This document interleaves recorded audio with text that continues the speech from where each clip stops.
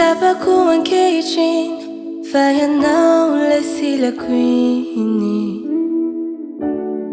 Ilay anjely iray mpiambinay, efa miandranao ilay fanahy. Indro vononao tsisy ahiahy, hanome fity ka iara-ty, mandramaty hotory. Vonona ny hanolotra ny tanako, ka hapy tao ilay marika fa manomboky izao. Izao de anao,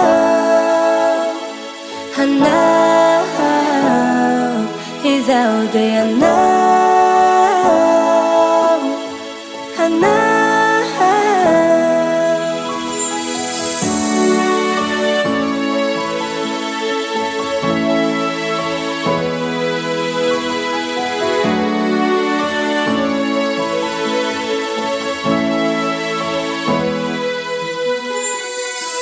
Le silatra ankehitriny fa ianao le silakoiny.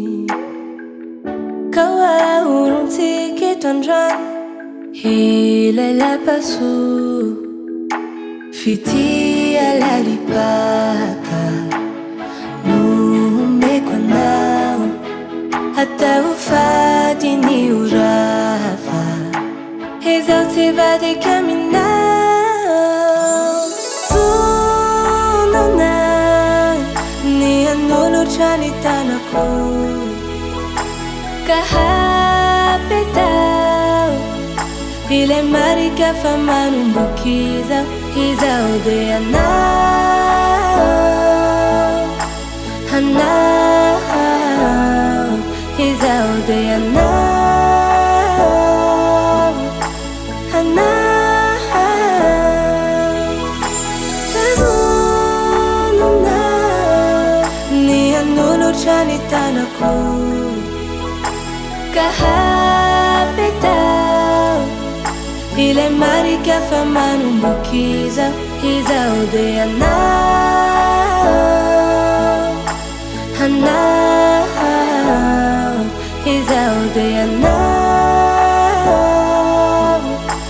anao.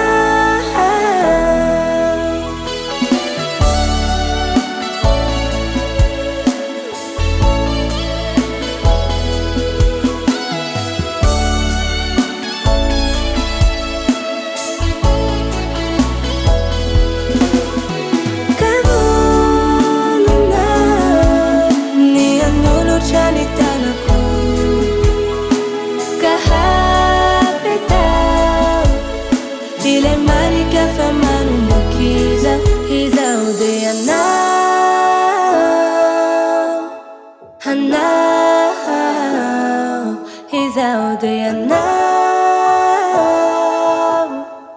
anao.